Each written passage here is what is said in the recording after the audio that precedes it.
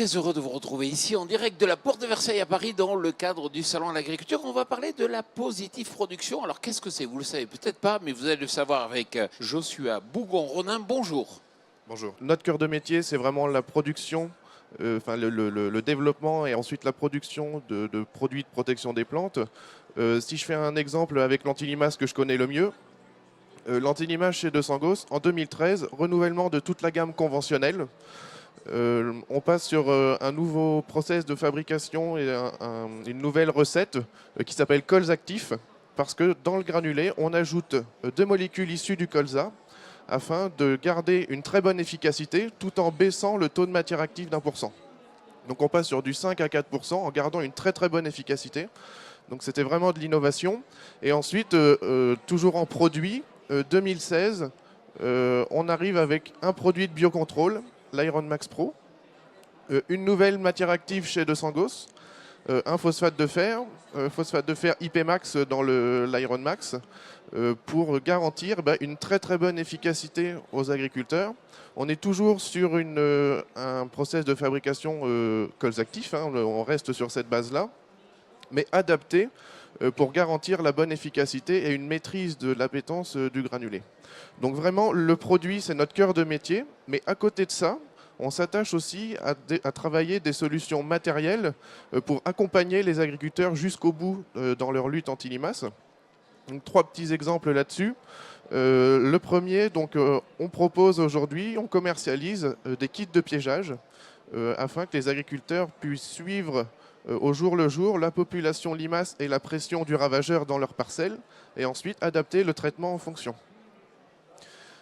À côté de ça, on a sorti en 2012 un nouvel épandeur anti-limaces électrique, nouvelle génération, travaillé avec l'IRSTEA, anciennement Sémagref, un institut technique français, afin d'optimiser vraiment l'application du granulé, parce qu'on s'est rendu compte que les machines électriques standards généraient beaucoup de cases de produits, et donc du produit qui finalement était jeté, qui n'allait pas servir pour contrôler les ravageurs, quoi. Donc avec cet outil, ça nous permet, en travaillant vraiment sur la maîtrise de la prise en pâle du granulé, de diminuer la casse et d'assurer une répartition vraiment très régulière dans la parcelle du produit, et donc une bonne protection de la culture.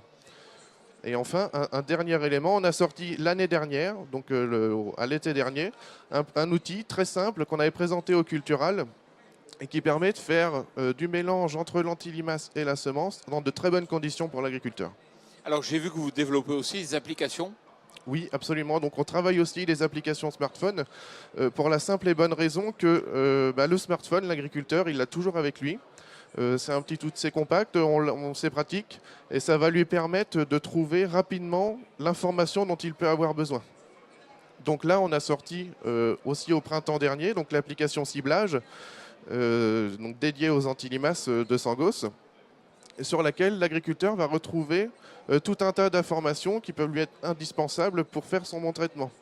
La première, et pour moi la plus importante qu'on va trouver sur cette application, c'est une information en temps réel et actualisée au jour le jour en fonction des piégeages de la pression limace autour de lui. Donc l'agriculteur est géolocalisé avec son smartphone et il va retrouver en direct la pression du ravageur autour de lui. Après, il va aussi retrouver d'autres outils, des fiches techniques, tableau de réglage, fiches produits, et puis aussi des OAD pour l'aider à prendre sa décision dans son traitement anti-limaces. Et avec votre observatoire, là, vous allez dans le cap du co-farming.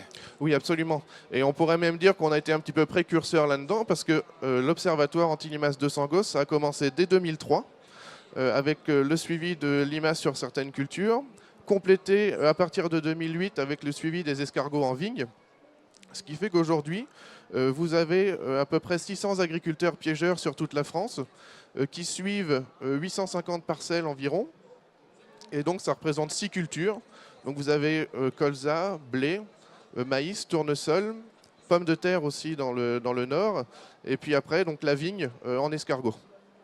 Donc, toutes ces données, aujourd'hui, les agriculteurs, ces agriculteurs volontaires bénévoles, ils nous remontent l'information et de Sangos, on l'analyse et après on leur rend disponible la donnée. On la rend aussi disponible au plus grand nombre via le site internet, via l'application. Les données sont aussi transmises à nos clients et à la prescription agricole. Et c'est autant de relais ensuite pour redistribuer l'information de la pression en limace ou escargot auprès des agriculteurs utilisateurs de produits. Merci Absolument. beaucoup d'être venu sur ce plateau parler de la Positive Production. Merci à vous et puis merci à vous.